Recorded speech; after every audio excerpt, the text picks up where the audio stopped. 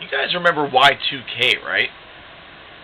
Y2K, one of those rare little things where instead of human beings annihilating one another as a means of the end of the world, it was successfully stated and thought that because of primitive computing systems, everything was going to reverse itself. Bank accounts would no longer have money in them because these computers would think it was 1900 as opposed to the year 2000, which also meant somehow that nuclear missiles were going to light up the sky and all of this radical shit was going to go down. People actually spend years or months, all depending on what they got a late start, developing shelters for themselves, buying processed food and drinking water, thinking that the end of the world was nigh. Something was going to go down that was so big that it was going to cause the end of existence. All I have to say is thank fucking God that it didn't happen. Why? Because in the year 2000 we were blessed with a lot of different things. One, we woke up on January the 1st, 2000 and absolutely nothing was changed. And secondly, we got to witness the rebirth of Iron Maiden. Of course, over the past two albums, with vocalist Blaze Bayley had underwent a little bit of a real downfall as far as the press was concerned. A lot of people were not very satisfied with the results of the Blaze Bayley era in Iron Maiden. Now, while I highly dispute this because of the treasure that the X Factor actually is, Virtual 11 actually kind of is an album where I can sort of share their point. Although, like I said in my review, this is an album that I kind of have a half-C for. I love half of it, the other half, meh. Brave New World, on the other hand, was released in the year 2000. Brave New World, of course, ushered in the return of the original lineup and the addition of one more, one that was added in replacement to Adrian Smith, which is Janet Garris. And now, for the first time in, well, their history, Iron Maiden was a six-piece. Now, you could say that for the Seventh Son album, where they had a keyboardist for a brief time, that it was also a six-piece. However, this was more of a studio musician, who also ended up the tour, but logistics, who needs it? Brave New World actually has many different distinctions. For one, of course, it was released in a year where we shouldn't have been alive. And for two, it was my first Iron Maiden album. That's right. This was Cover Killer's first Iron Maiden record. So, for one, before I even launch into this review, it does have a tremendous amount of nostalgia for me. So, for what it's worth, it's very difficult for me not to just launch into praise of this album, considering its nostalgic value, and it's hard for me not to be very biased towards it. Now, luckily enough, whenever I speak so highly of this album as I'm about to, it's actually based upon very little in the way of any sort of non-objective thinking, because this album really is just as good as I'm about to describe. Of course, after having two albums where a lot of the people really disliked them, it was very, very easy for Iron Maiden to really raise the bar. But really what they did, with the addition of Bruce Dickenson back into the lineup, and now the band having a three-guitarist core, they can now experiment with lavish multiple melodies, not to mention have dueling guitar solos where it almost seems like one guitarist is fighting the other off, much like they would fight Eddie off in their classic world tours of the 1980s and 90s. So this actually kind of almost gave their live show a little bit more of a realistic feel in the studio as well. I could list names and names and names of the songs that are infinitely classic off of this record. There's, of course, the Wicker Man, which was the single that led up to the release of this disc. There's Ghost in the Navigator. It's a great track that I immediately fell in love with for its amazing melody, very, very addicting, and very, very easy to remember opening, and it's just a very beautiful song. Of course, Brave New World, which is based off the Huxley novel. And actually, after I purchased this record and listened to this song, I too purchased the Huxley novel, which then subsequently got lost somewhere, so I had to purchase it again this past August, actually about a year ago to the day. One of those rare finds that I absolutely adore having.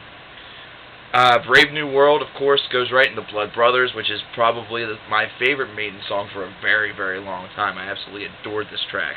The Mercenary, it was next. It was kind of one of the weaker points, but still not a bad song at all. It really easily beat the four songs I disliked from Virtual 11 by a long shot. So, this album also featured two 9-minute-long epics. Now, most of the time, there would be only one song that eclipsed the 8 or 9 minute long mark, with the exception of on the X Factor, where we saw it 2 eclipsed the 8-minute mark, and a little bit less distinctly on Virtual 11, where we saw both the Klansman and the Educated Fool definitely go up there in time. The funny part is that I say the Klansman and the Educated Fool whenever the Angel and the Gambler actually was closer to 10 minutes. I think a lot of us just try to remove that from our memory as best as we possibly can, so let's move on. The two songs I'm of course speaking about are Dream of Mirrors and The Nomad, and The Nomad actually really captures the essence, the spirit, and really puts you in the position of the Nomad itself by the way in which the melody actually works throughout this song. Listen to it again if you don't really know what I'm talking about just from me mentioning this. Nomad really has that tone of really wandering, and in the middle of the song and really during the song you kind of get that. It's almost like traveling music. It's almost like you're getting up from where you're going, wherever you are, listening to this record and moving somewhere else while still listening to the music. It's a very unique experience. Something I really liked about this particular track. And Dream of Mirrors actually is very cool because the line, I only dream in black and white, actually is a fitting way to describe this particular song. The black and white, of course, representing the very calm demeanor of the song at the beginning that only gets accelerated in the middle section. The Fallen Angel, I am not going to comment on because my best friend Rob is absolutely in love with the song. It's one of those songs that you're going to either love or you're going to just kind of like. He decided to love to the point that he used it as his theme music for a long period of time. I think even to this day, if we had theme music on the Delinquents Wrestling broadcast, that would no doubt be the song in which he would ultimately choose, unless he did this on a week-by-week basis and decided just to choose something completely ridiculous for no reason. He's prone to do that. The album actually finishes up with Out of the Silent Planet and A Thin Line Between Love and Hate. Out of the Silent Planet, yet another really good song. And coincidentally enough, if I recall my music history correctly, King's X had an album of the same name back in the late 1980s. Correct me if I'm wrong, of course. Now, really the only song that anybody would perceive to be as potentially weak may be The Thin Line Between Love and Hate, but this is actually quite the fitting finale. Not to mention there's some interesting chatter going on at the latter stage of this particular song, which is very interesting, very cool. One of those little Easter egg things that you kind of like to find within albums. And this one, of course, for Iron Maiden, not really as a secret track, just kind of as an ending as this track, is something that is just infinitely a representation of this particular experience. It's something that really uplifts you. It's something that it really hits you right in the face, and it really just screams two words: Maiden is back. Okay, I know that's 3 words, but let's ignore the is. Let's face it, that's just a verb. This is an album that really defined Iron Maiden's second generation, so to speak, of the Dickenson era, and this is something that really brought a lot of the old fans that were perhaps very lost after the 1990s releases back to the band.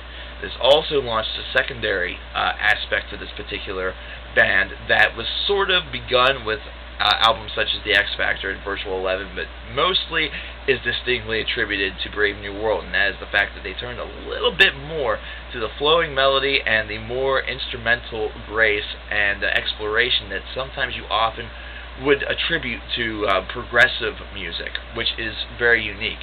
It's very unique to kind of hear Iron Maiden under the progressive umbrella, although this is something that many people have been alluding to ever since the earliest moments of Somewhere in Time and Seventh Son of the Seventh Son.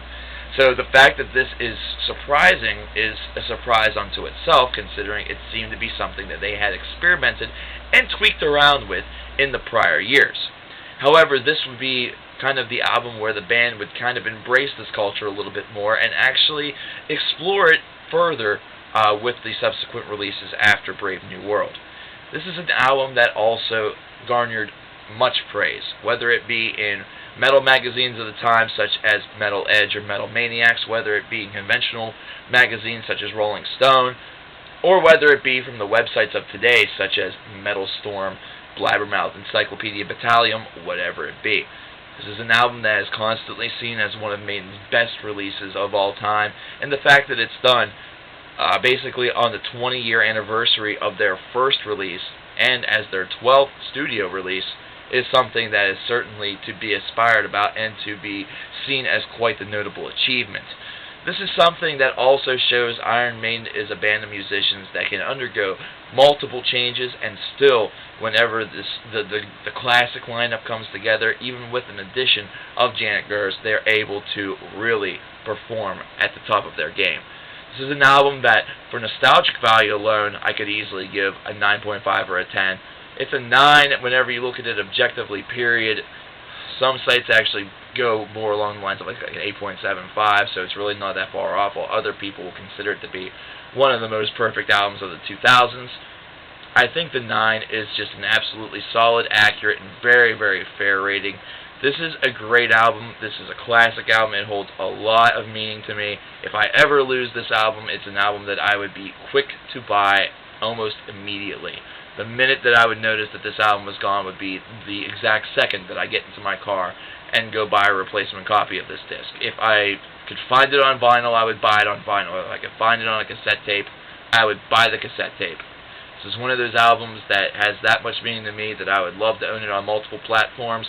Hell, if for some strange reason they remixed it and threw it on a laser disc or an 8-track, I'd say fuck it and go buck wild. Of course, it'd be really hard to, fit more than 8 tracks on an 8-track, but you get my point. This is a great album. This is a fantastic album. I love this album. If you have not heard this album, shame on you. Listen to it right now. Don't be like, Cover Killer, I'm not sure. No. This is Cover Killer not suggesting. This is Cover Killer telling. Whenever Cover Killer tells, his nation should listen. That's the way that this relationship goes. So go do it.